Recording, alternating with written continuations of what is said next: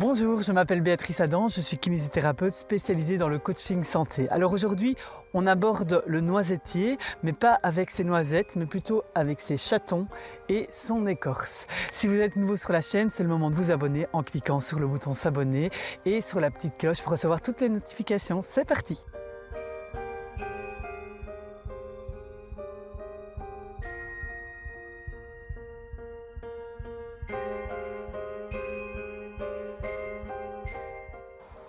Alors si vous ne savez pas encore reconnaître le noisetier, c'est un peu le moment parce que vous pouvez le reconnaître facilement avec ses fleurs mâles qu'on appelle les chatons. Elles se développent à partir de fin de l'été, en automne aussi, vous pouvez déjà les remarquer.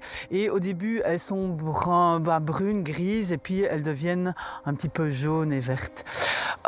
C'est la première nourriture des abeilles.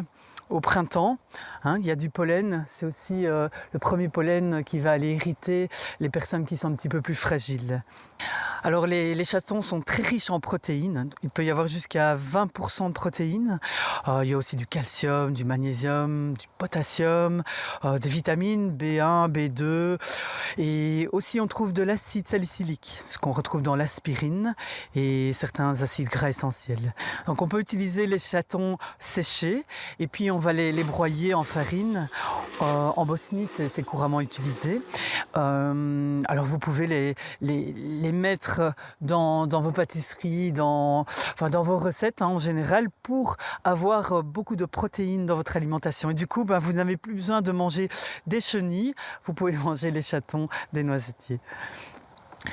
Moi j'aime bien les utiliser en les trempant dans un mélange de graisse, de noix de coco fondue, avec un peu de miel et du cacao cru. Et puis je les roule dans des noisettes grillées concassées. On les met au frigo et ça fait des friandises santé. Alors les chatons auraient des effets amaigrissants, donc en fait ils agiraient comme des coupes-faim, donc si vous les prenez en infusion 20 minutes avant les repas. Et ils ont aussi un effet diaphorétique, c'est-à-dire qu'ils vont favoriser la transpiration.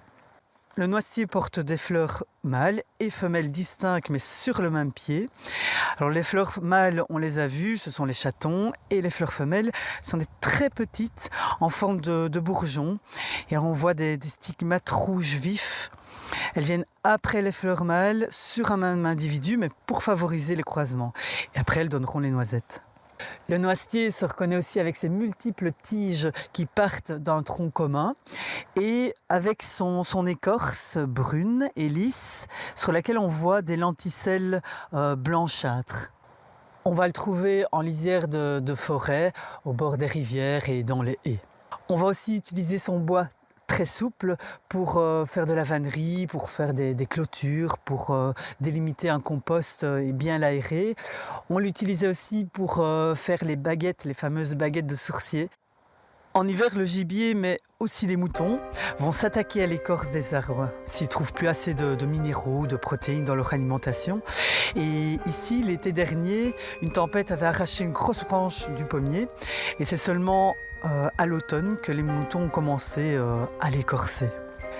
L'écorce est astringente, donc elle va resserrer les tissus, elle est cicatrisante et fébrifuge, un peu comme celle du saule blanc ou du saule marceau.